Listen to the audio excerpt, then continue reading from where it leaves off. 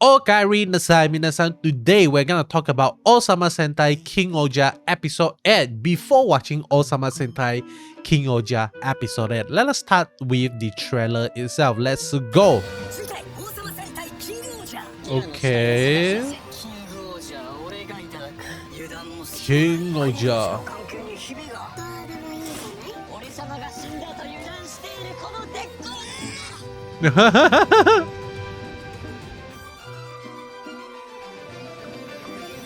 Okay, so next episode we are actually gonna see the full body form of King-Ohger using the help of the grasshopper god in its final form itself. So I'm not sure how the story is gonna go and why does the god grasshopper actually appears out of nowhere, especially the soul of grasshopper is not being shown to us at all. So maybe there's a possibility that Debowski actually found the soul of the grasshopper when he actually invaded the castle of Rakles itself. Like he went in there in a disguise of the soldier. He definitely is able to scoop around the place or something like that. So definitely he is able to find certain thing that is actually in the castle itself. So maybe one of the thing that he found is the god grasshopper. So maybe okay, we are not sure how he actually found it. But with that being said, let us take a look at the trailer scene by scene to actually figure out what we can actually learn from the trailer itself. So first we actually get to see like the Sebastian and this guy. I do not know what is the name of this guy. If you know, let me know in the comment section below.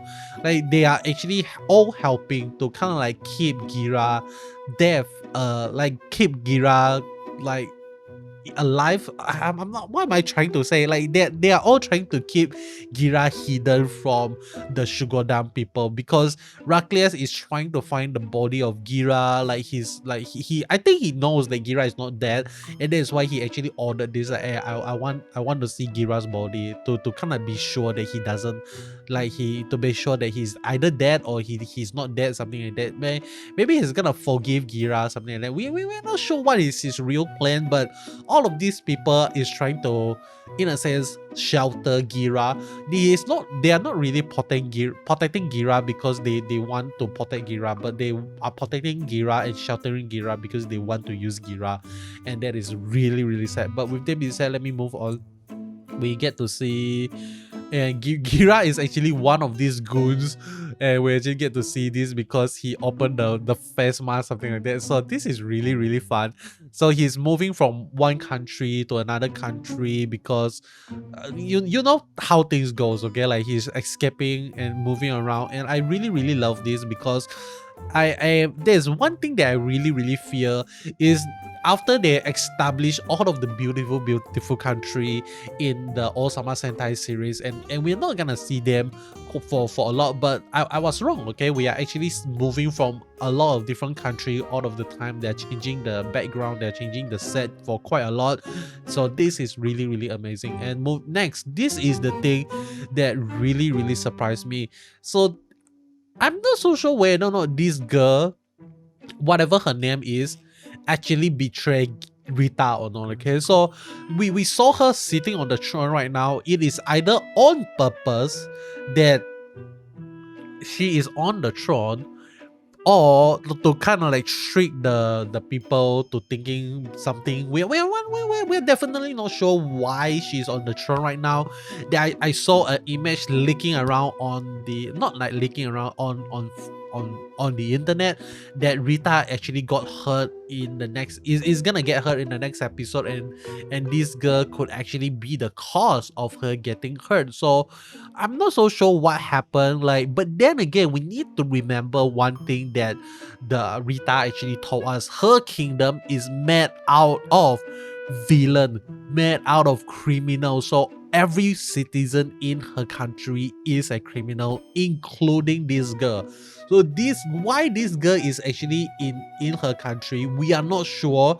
Like, what crime does she possess before she become kind of like a personal aid to Rita? We are not sure.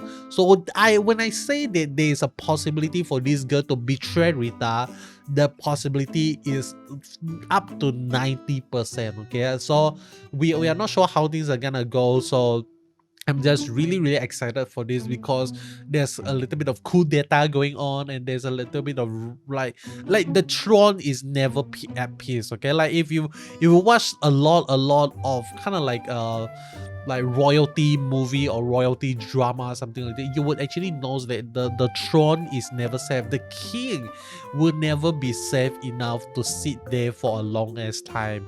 Like there's gonna be people who scheme stuff, there are people who want to take over you, something like that. So maybe Rita's country just changed a leader, something like that. Okay, so this is definitely a huge possibility. But let me move on. We get to see Heraclius and sitting down, something like that. Nothing much to talk about. And then we get to see the official plan playing dead. The plan playing dead. So they are trying to hide, like I said, Gira, and I'm not sure how things are gonna go. And we actually get to see this guy here, this guy, like the Shugodam guy. I'm pretty sure he is one of the guy that knows about the truth of what happened to Gira, and we actually saw that he is very loyal to Heraclius. So I don't think he is the traitor of the Shugodam. He's not part of the threat. He's not helping the Bugnarak, so I'm trying to say. Is definitely the short guy that is actually betraying the Shugodam, something like that. But let me move on with the next thing. We get to see Yanma, and when he's saying, when we see this scene, like Yanma is actually saying that he's gonna take over the King-Ohger. So he is definitely acting in his own self-benefit as well here, and he's not just kind of like just fully trying to help Gira, something like that. So yeah, everyone is selfish in this show, and that is part of the beauty of the show itself, to kind of like find the balance to help one another, and also seeking benefit for your own country, something like that. So let me move on to the next thing. We get to see this guy doing some weird shit. I don't know what to say. Deboski is like, I kind of like finally understand why they actually cast such an older cast for the Black Ranger in this series, because the rest of the cast is really young, okay, except for Deboski. Deboski is the only one that is around 30 years old, and the rest is like what, 18, just, or maybe 19, something like that. So they are really young, and Deboski is the only actor that's 30 plus, and I finally understand why they do this, because the Bosky character in this show is playing the ultimate schemer, like I have mentioned multiple times. So you would need someone that is able to really bring his act to the next level. He's able to show a lot of emotion, a lot of acting, a lot of like sarcasm, even maybe something like that. So I think they cast the perfect guy for the role itself. Okay, so but I'm not sure what is gonna happen moving forward. I'm not even sure like if this Deboski guy is gonna stay the long run in the series itself. But let me move on. We actually get to see the girls on the throne, and we get to see Sebastian and that blue guy and one of the tofu goons there together with Gira capture, something like that. So we are not sure what is going on.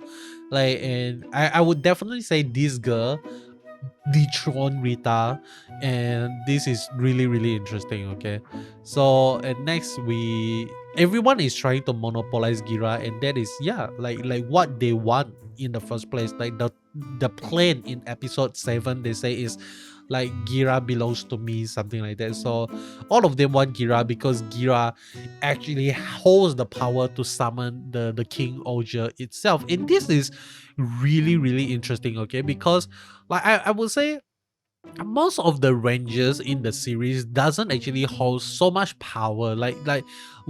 Every single, most of the time it is always gonna be like either 5 rangers is able to summon the Zords, or maybe like every single ranger is able to summon the Zord based on what they want. But this series make it really clear that only the Red Ranger, only the Special Ranger is able to summon the King-Ohger itself. And the reason, I would say the reason why the Red Ranger is able to do that is because if you take notice on how does the entire Megazord looks for King-Ohger, is like most part of the body for King-Ohger actually belongs to God Kuwagata itself, rather than the rest of the Shugod itself. The rest of the Shugod is like really small, like the Kamakiri and also the Hachi is like the shoes for King-Ohger. And the like even Tonbo is just the wing of the King-Ohger itself, and Papillon is just the sword of the King-Ohger. We don't even need them, to be honest. Like I felt like maybe there's a way for God Kuwagata to fight on his own, okay, without all these little shoe god. And they purposefully make it so Gira, like the Red Ranger, is the only one that can summon the Zords. And if they are able to summon the King-Ohger, they are able to kind of like conquer the whole world, if you really think about it. But right now, Rakles also holds the power to summon the King-Ohger because he actually owns his own or Kuwagata itself. So this is really interesting. And now, okay, yeah, so I'm pretty sure this is what is gonna happen in the beginning of the episode, where right after they save Gira, and Sebastian is actually consulting Himeno that, hey, we shouldn't monopolize Gira because this is gonna cause friction between the nations, something like that. So maybe at the end of the day, we are actually gonna see that the people that is trying to stop war happening between different countries, because all the kings seems to want to monopolize Gira, and the people that is gonna stop that from happening is their personal heirs, like Sebastian and that weird guy with the weird hair, and maybe like in Tofu there's also another guy. And also I'm not so sure what about Rita's case, because Rita seems to dealing with a little bit of her coup d'etat herself. So really interesting stuff, okay. But moving forward, we get to see some action scene, and I think this action scene, I just want to quickly speed through it because like it's an action scene, okay. Like I mean, like what else is there to say? But Gira show herself, and we get to see this purple looking girl dude behind.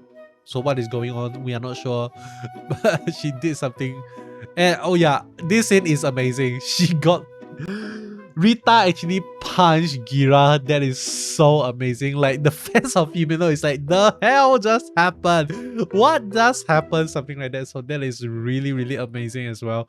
But moving forward, we get to see some random cast, random guy doing some random shit, and then more action scene before we got the Megazord scene at the end. So this is all really interesting, but what is gonna happen for sure, we just have to wait and see in the next episode. So that is all from me regarding Ohsama Sentai King-Ohger episode, and I am enjoying this more than I actually expect myself to be, okay. But that is all. Hope you enjoy, and I'll be seeing you guys in the next one. Goodbye.